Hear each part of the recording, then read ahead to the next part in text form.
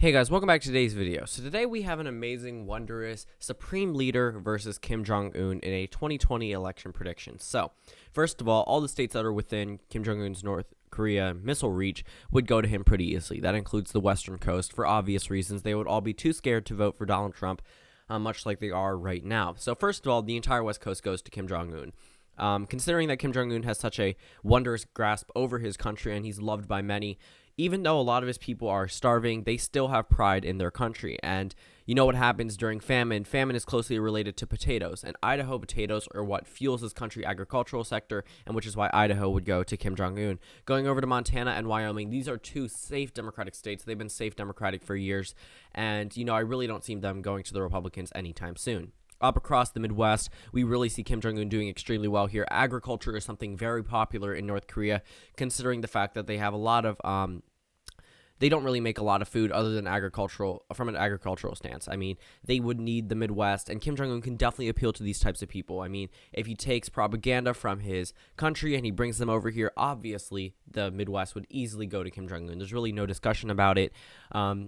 Him appealing to the agricultural sector really would help him in parts like the South and the Midwest. And then we go over to a state like Utah, where the Mormon population is really heavy, and Kim Jong-un has banned Bibles in North Korea. Therefore, Utah would love him for that. And then you go over to Colorado and New Mexico.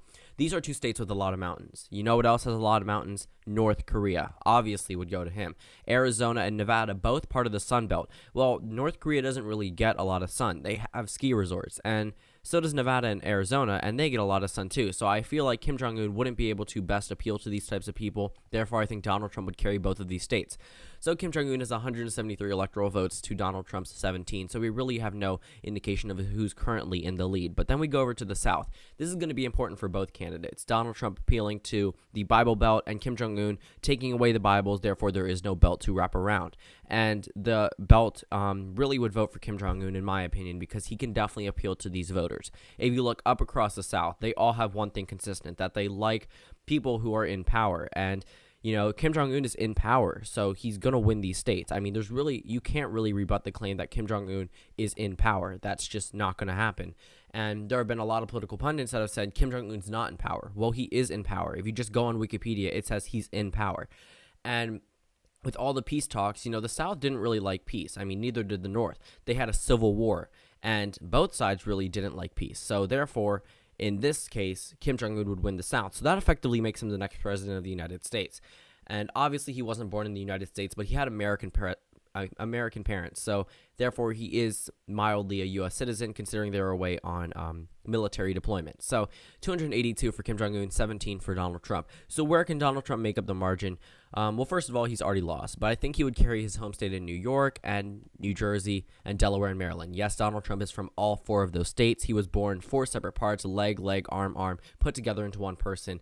But under the state of New York because it had the most representation. So Donald Trump would carry 73 electoral votes from the Northeast, but Kim Jong-un would probably carry the steelworker voters. I mean, if you look at his country, they have a lot of train tracks, and you know what makes train tracks? Steel. So the steel workers and the white working class would definitely go to Kim Jong-un. He would absolutely better appeal to them than Donald Trump, considering Kim Jong-un worked his way up through being born.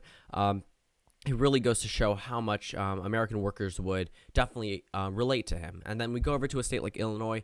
I think Donald Trump could do pretty well in Illinois. Illinois itself is a country that is in the United States. And since the United States has 50 countries, we really don't see a lot of independence. But Illinois has really taken itself away from the rest of the country. I mean, if you look in previous elections where the Republicans win up across the Rust Belt and across the South, where there's one island of blue, Illinois has really separated itself. And I think it will separate itself from the rest of the surrounding parts, considering that it separated itself from the red in 2016. I think it would do that for the blue, therefore going to Donald Trump. So Donald Trump is at 93 electoral votes. Kim Jong-un is at 338.